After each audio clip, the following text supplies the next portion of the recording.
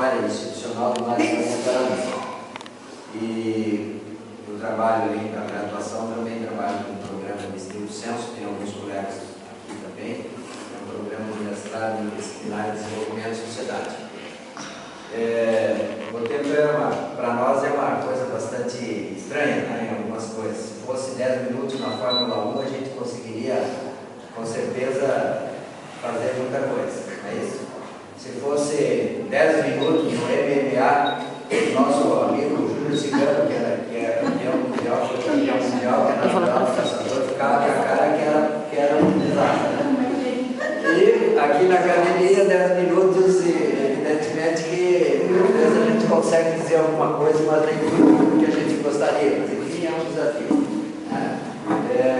Meu trabalho tem uma finalidade, de olhar mais especificamente a efetivação do Plano Nacional de Educação, né, que foi aprovado agora até 2024, e a questão da educação básica na nossa região lá do meio oeste. Né? Então, o trabalho analisa o sistema de educação dos municípios que pertencem às SDRs, né, Secretaria de Desenvolvimento Regional, sediadas nos municípios de Caçador, Videira, Campos Novos e Curitibanos. Compreende essa região 26 municípios, certo? Aqui está a demonstração, então, desse espaço, exatamente onde ele está localizado. Vocês vão ver que dessas cidades, esses 26 municípios, aqui estão as SDRs, então ele pega exatamente a parte central da cidade, aliás, do estado, né? E em cima disso nós fizemos um levantamento. Então, é o que nós tomamos como ponto de partida. E aí se associa aos trabalhos que muitos de vocês estão fazendo. Quando alguns contextualizam o surgimento, as exigências disso, da onde vêm os interesses que estão presentes nesses documentos legais que definem determinadas políticas, eu vou olhar lá na minha realidade como é que isso está acontecendo. Tá? Então, quando eu olho os trabalhos de vocês, eu vejo a possibilidade de juntarmos tudo isso e produzirmos um livro, que é uma forma de a gente divulgar esses nossos saberes aí em termos de sociedade, não é?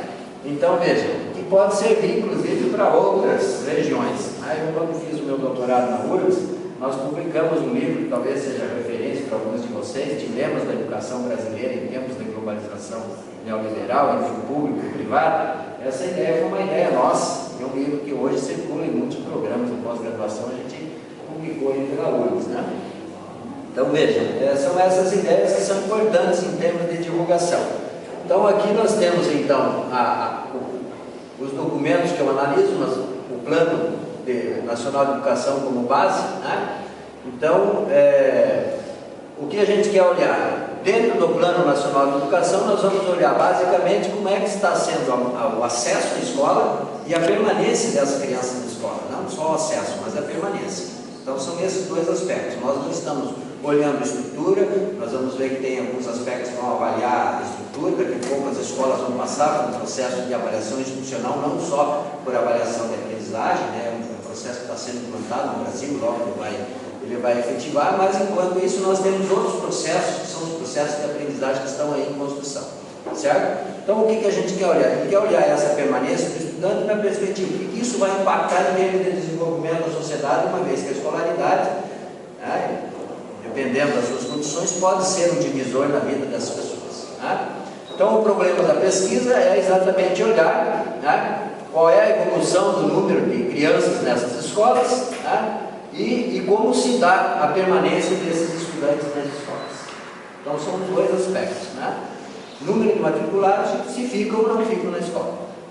Então, a gente vai parte do princípio que a educação hoje, já por parte dos documentos, a Constituição Federal, a Lei de Diretrizes e Bases e o CONAE e o Plano Nacional de Educação, entendendo nesse sistema, né, de que a educação básica é um direito, né, assegurado por lei, e que as pessoas têm esse entendimento. Então, a educação escolar, né, entendida e definida como direito, ela passa a ser um bem público que implica em todos os segmentos da sociedade.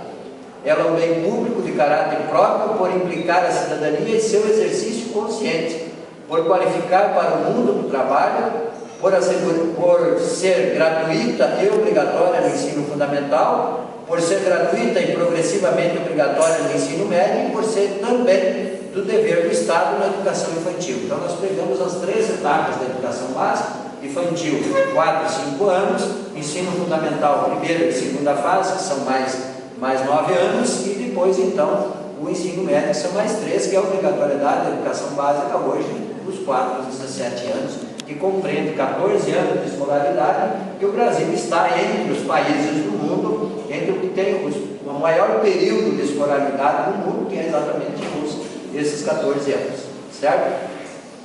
Então a educação básica, qual é a finalidade dela? É desenvolver o educando, assegurar-lhe a formação comum, indispensável para o exercício da cidadania e fornecer meios para progredir no trabalho e nos estudos posteriores. Uma das coisas da função da educação básica é a preparação para o ensino universitário. Aqui eu tenho a relação de todos os municípios, são os 26 municípios. Eu faço uma análise, então, aqui, o número de habitantes. Essa região nós vamos ter 327.621. Esses dados são dados do IBGE, né, que é o Atlas de Desenvolvimento Humano. Você pega esses dados lá, certo? Então nós temos o número. Aqui eu tenho o índice de desenvolvimento de cada um desses municípios, e nós vamos ver que na nossa região os índices de desenvolvimento eles são altos na questão da longevidade, mas eles são baixos na distribuição de renda e na educação. E o que mais a gente vai observar que nós temos ali um bolsão, né, uma região muito carente e muito diversa. Nós temos uma distância de 40 km, 50 km.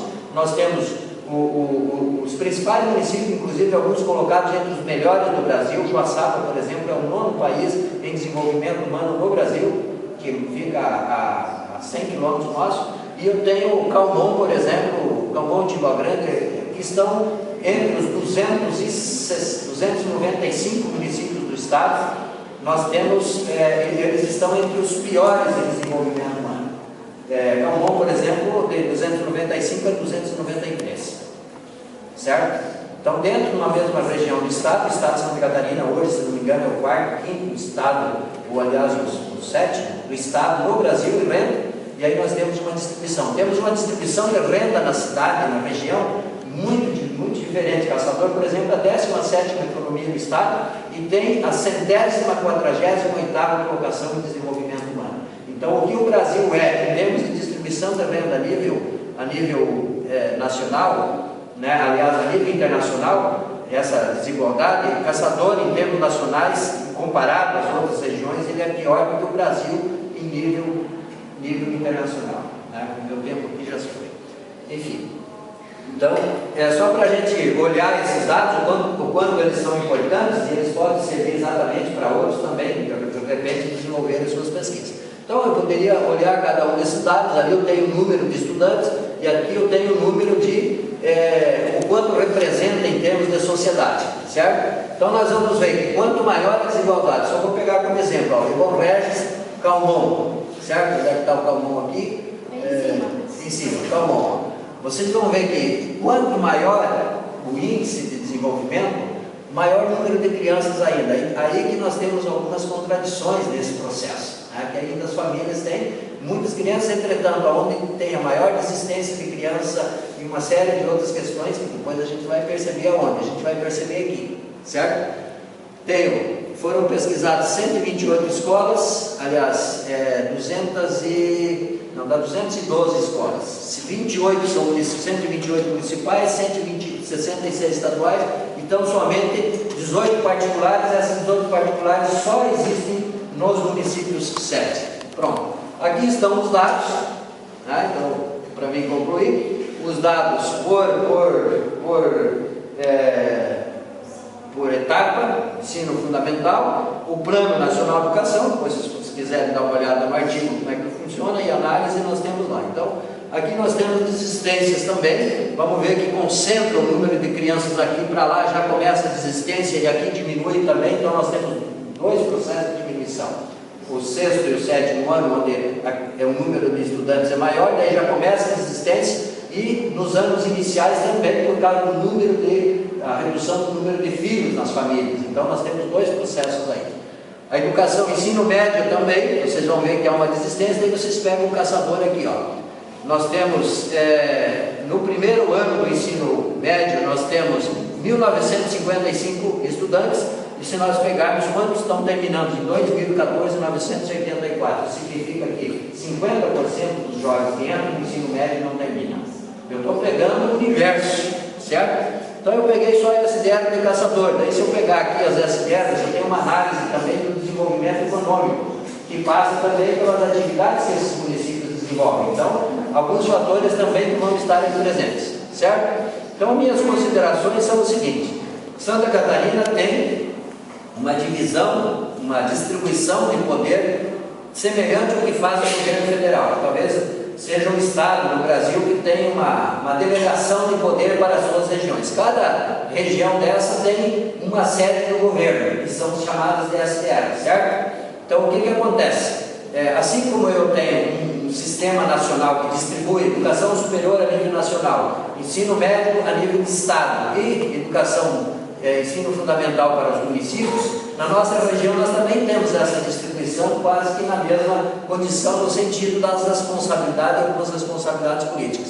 Então, nesse sentido, a minha conclusão é que, uma vez que nós conhecemos a realidade e nós temos secretarias específicas para desenvolvimento dessas atividades, nós temos um problema que precisa ser resolvido, e o governo do estado, por ter políticas específicas para cada região, necessariamente deveria ter um olhar diferente para essa região na sua perspectiva de desenvolvimento, em virtude da realidade que temos. Certo? Muito obrigado.